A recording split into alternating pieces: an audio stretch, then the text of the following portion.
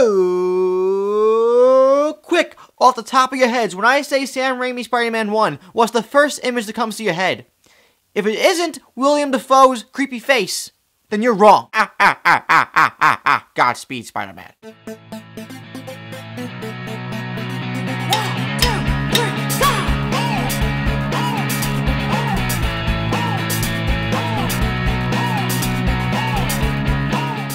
What's up, everybody? Welcome to MaffmanJones Movie Reviews, or in this case, this is Movie Hoppers. I am your host, John Maffio, one of the biggest Spider-Man enthusiasts, avid fans out there. If you did not know, Spider-Man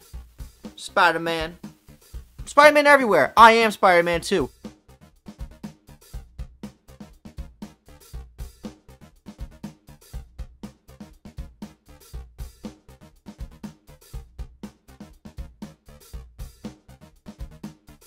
I have decided that since Amazing Spider-Man 2 releases the first weekend of May, which is 3 weeks from now, I'm going to prepare by reviewing the first 3 Sam Raimi Spider-Man movies. I've already reviewed Amazing Spider-Man 1. It's down in the info box if you want to watch it. I praised it a lot, but actually I'll get to that down the road.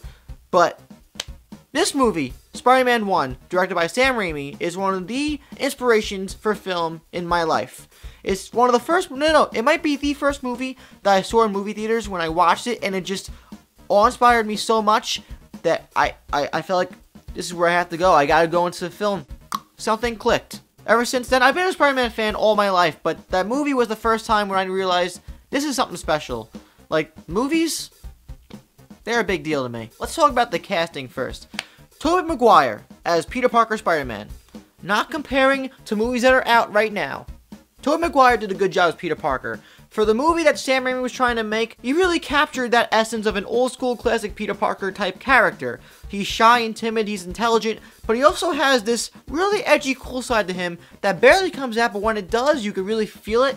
And Tobey Maguire does have that look that can pull off nerdy, but also pull off edgy, in a way, in my opinion. And it goes a little too far in Amazing Spider-Man 3, but that's for another review. Kirsten Dunst as the ever so beautiful Mary Jane was really good.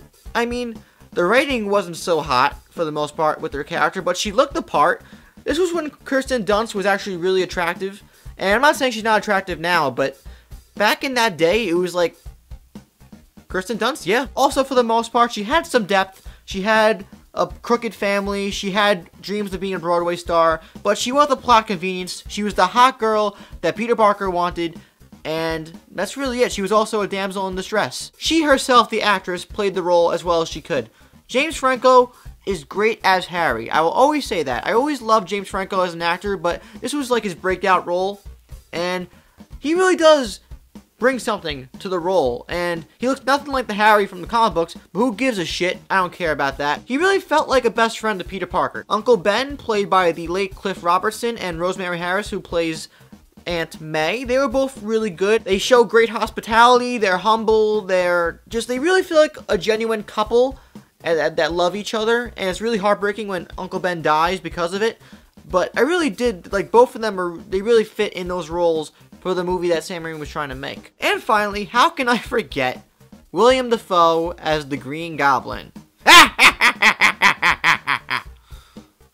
He's perfect. He already looks terrifying. No offense, William, but you have the look. You have a look of a goblin who's hell-bent on destruction. Sorry, but I'm not sorry. He hammered it up so well, too. He really took this role and just went away with it. I think Sam Raimi was just like, just do anything you want. And he was just like, okay. Like, would you want to wake up in the middle of the night and see his face just laughing at you? I don't think so. That pretty much says it all. But as cheesy as he was, he also brought a human element to the role, being a father. He had more concern for his own son's best friend than his own son. And I really like that dynamic in the movie, but you really do feel like, even though he does feel like a character in a movie, in a comic book movie, William Dafoe did his best job to create one of the most memorable villains in comic book movie history. And I do like the costume with the Green Goblin. Yeah, it's cool. Does it look like a really cheesy Goblin Power Ranger? Yes. But it looks cool. For the time, it was cool. Still now, it's kind of cool. Okay? That's my opinion. The only thing I didn't like really about the Green Goblin is that when he speaks with the helmet on, it looks really stupid. And when he has that moment on the rooftop with Spider-Man, when he's like, we could be friends, we could take over the city together. It's one of the dumbest scenes I've ever seen in my life.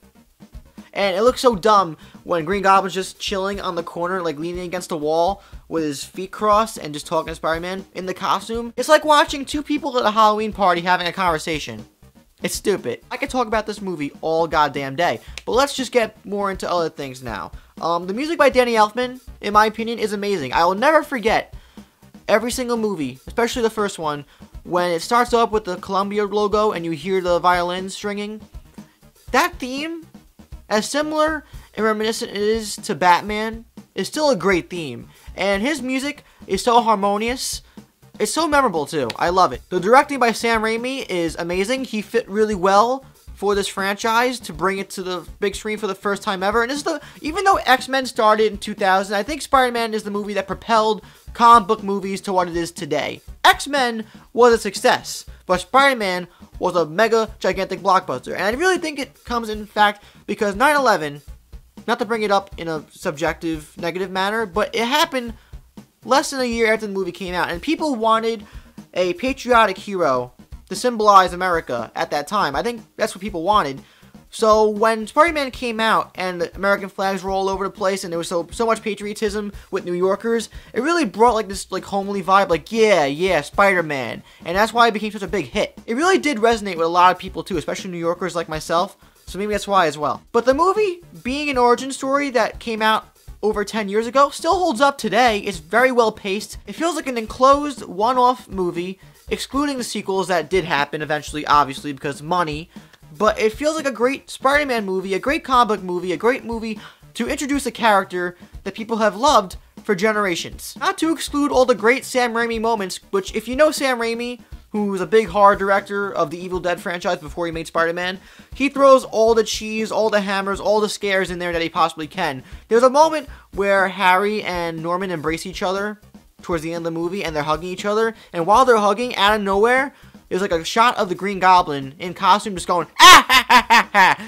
And every time I watch this movie, every time I see that, and there's another part too, where, where Norman wakes up after he kills his best friend scientist, his buddy. I forgot if it was Harry or if it was the butler in that particular scene, but they ask, are you okay? Do you know what happened? And Norman's like, he thinks, and it cuts from him thinking to a quick shot of him going, ugh! And it's like, whoa! And I think it's always great when you could tell a movie's directed by a certain director, because it shows that they had more influence on the movie than a studio. Finally, the essence of Spider-Man and the action sequences. Doesn't get any better than this movie and the second movie. But this movie was the first movie to really bring out that comic book, that oomph, that like, Spider-Man swinging across city streets, taking down bad guys and just doing really cool stuff. Like, I can't even talk about it without geeking out. The computer-generated effects still hold up today, even though it looks like when he attaches his webs to something, it's like he's attaching to the sky and not like an actual building. The physics are all off, but it still looks amazing. That final sequence at the end of the movie where he's doing that final web sling, which has become iconic for Spider-Man and for movies altogether now, combined with the music by Danny Elfman, gives me chills every single time.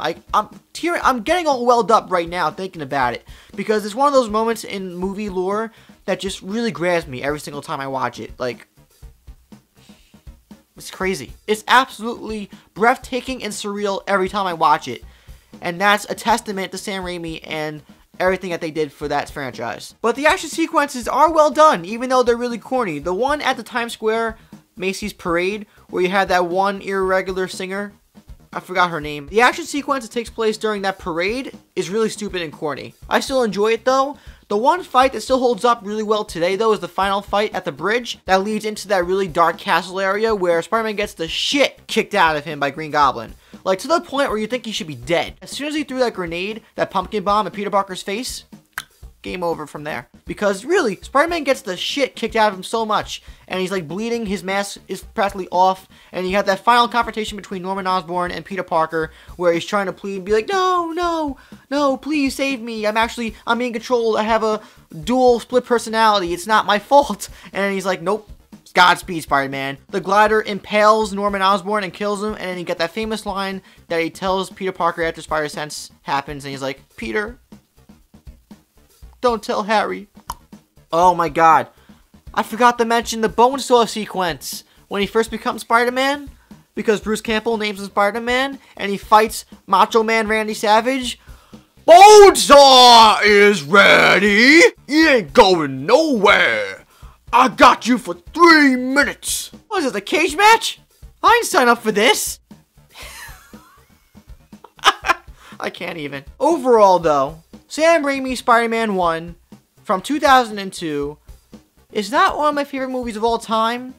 Maybe another one is, hint hint, but it's the first movie that I saw in movie theaters as a young lad that really captured my imagination, my heart and spirit.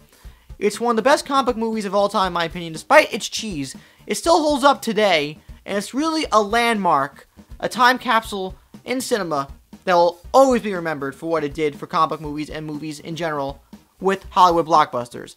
It's got great cast, great plot, in my opinion, really good action, even though it's some dated CGI, and it's a lot of fun.